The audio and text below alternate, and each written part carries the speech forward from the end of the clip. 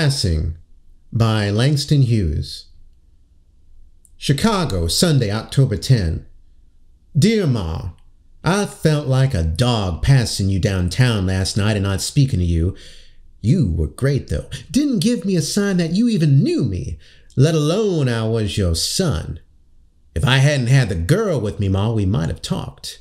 I'm not as scared as I used to be about somebody taking me for colored anymore, just because I'm seen talking on the street to a Negro. I guess in looks, I'm sort of suspect-proof anyway. You remember what a time I used to have in school trying to convince teachers I was really colored. Sometimes, even after they met you, my mother, they wouldn't believe it. They just thought I had a mulatto mammy, I guess. Since I've begun to pass for white, nobody has ever doubted that I am a white man. Where I work, the boss is a Southerner and is always cussing out Negroes in my presence, not dreaming I'm one. Oh, it is to laugh. Funny thing though, Ma, how some white people certainly don't like colored folks, do they? If they did, then I wouldn't have to be passing to keep my good job. They go out of their way sometimes to say bad things about colored folks, putting it out that all of us are thieves and liars, or else diseased, consumption and syphilis and the like.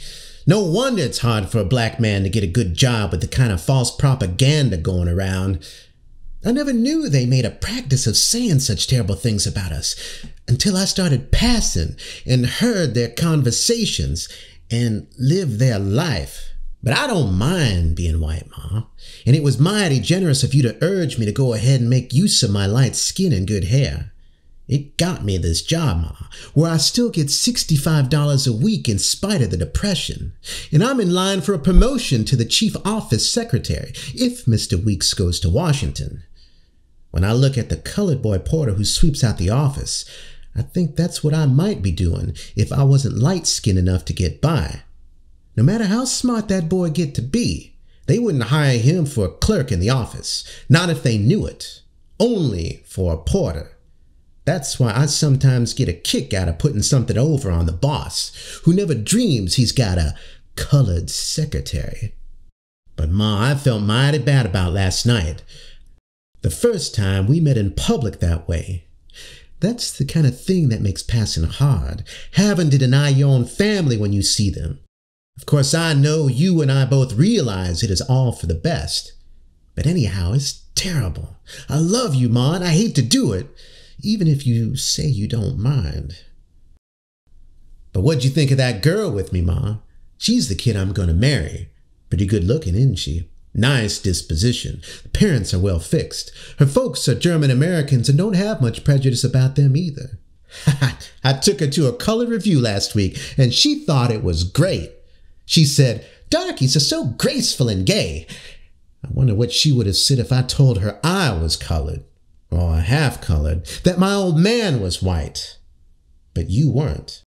But I guess I won't go into that, since I've made up my mind to live in the white world, and have found my place in it, a good place. Why think about race anymore? I'm glad I don't have to, I know that much. I hope Charlie and Gladys don't feel bad about me. It's funny I was the only one of the kids light enough to pass. Charlie's darker than you even, Ma. I know he sort of resented it in school when the teachers used to take me for white, before they knew we were brothers. I used to feel bad about it too then. But now I'm glad you backed me up and told me to go ahead and get all I could out of life. That's what I'm going to do, Ma. I'm going to marry white and live white. And if any of my kids are born dark, I'll swear they aren't mine. I won't get caught in the mire of color again. Not me. No, I'm free, Ma. Free. I'd be glad, though, if I could get away from Chicago, transfer to the New York office or the San Francisco branch of the firm. Somewhere where what happened last night couldn't ever occur again. It was awful passing you and not speaking. And if Gladys or Charlie were to meet me in the street, they might not be as tactful as you were, because they don't seem to be very happy about my passing for white. I don't see why, though. I'm not hurting them any, and I send you money every week and help out just as much as they do, if not more. Tell them not to queer me, Ma, if they should ever run into me and the girlfriend any place. Maybe it would have been better if you and they had stayed in Cincinnati, and I'd come away alone when we decided to move after the old man died. Or at least we should have gone to different towns, shouldn't we? Gee, Ma, when I think of how Papa left everything to his white family, and you couldn't legally do anything for us kids, my blood boils. You wouldn't have a chance in a Kentucky court, I know, but maybe if you tried anyway, his white children would have paid you something to shut up. Maybe they wouldn't want it known in the papers that they had colored brothers. But you was too proud, wasn't you, Ma? I wouldn't have been so proud.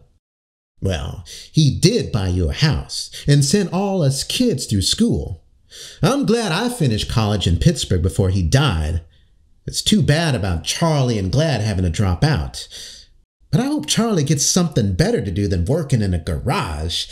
And from what you told me in the last letter about Gladys, I don't blame you for being worried about her, wanting to go in the chorus of one of those Southside cabarets. Lord! But I know it's really tough for girls to get any kind of job during this depression, especially for colored girls, even if Gladys is high yellow and smart. But I hope you can keep her home and out of those Southside dumps. They're no place for a good girl. Well, Ma, I will close because I promised to take my weakness to the movies this evening. Isn't she sweet to look at, all blonde and blue-eyed? We're making plans about our house when we get married.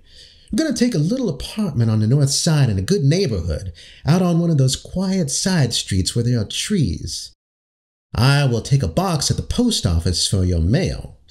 Anyhow, I'm glad there's nothing to stop letters from crossing the color line. Even if we can't meet often, we can write, can't we, Ma? With love, from your son, Jack.